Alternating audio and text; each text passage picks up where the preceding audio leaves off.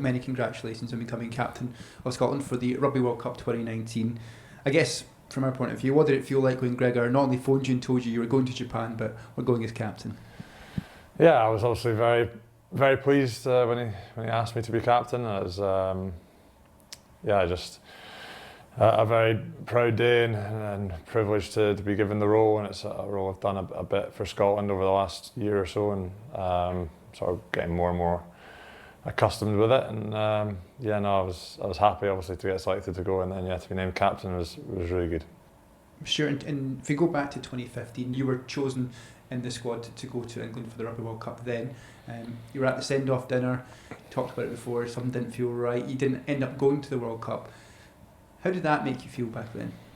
Yeah, that was quite tough to take. I was obviously over the moon in the weeks leading up to that because I'd won my first cap for Scotland and in the new position of hooker since I'd moved there from the back row, so that was really great. And then I knew something wasn't quite right at that send-off dinner, and then when I got the news that I was going to be out for a good few months, I knew that my chances of going to the World Cup were over. That was really tough to take, especially after doing all the training and stuff, and knowing I'd have to then watch it on TV rather than be there and play, and that was tough. But I put that behind me pretty quick, and since then it's been good. I've played a lot of rugby, especially over the last couple of years, and I certainly feel more prepared to play at the World Cup this time around than I was last time. I think I only had a couple of caps last time, so I'm probably in a better place now anyway.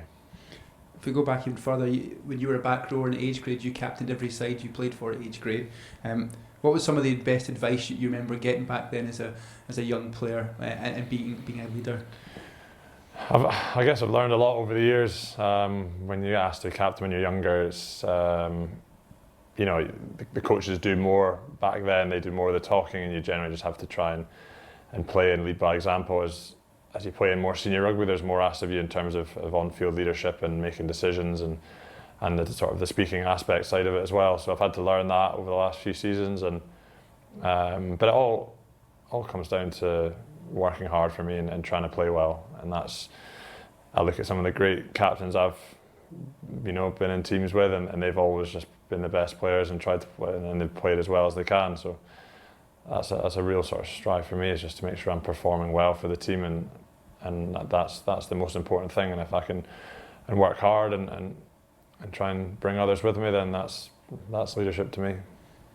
And if we look at the squad we've assembled now, there's a strong and extended leadership group within that squad. What's it like for you to be able to work with people like Finn and Hoggy and Greig?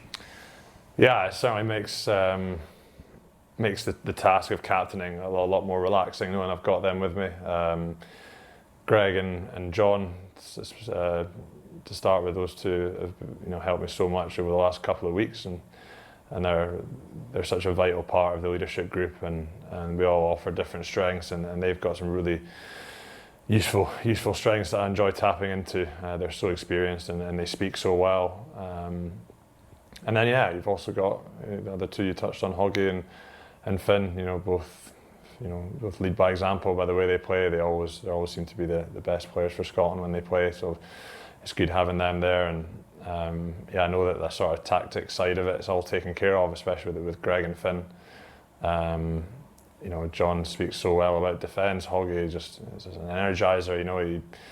He just brings the best out of everyone when he plays and he trains. So it makes my job a lot easier knowing I've got them along with me.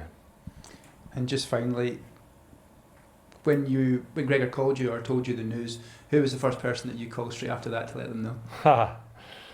I told my wife. She was really pleased for me, and then I told mum and dad as well, and they were chuffed for me as well, especially because they knew how hard it was the last time in 2015 not making it, and then sort of fast forward 4 years and now getting the chance to go as captain's very special. So I was chuffed.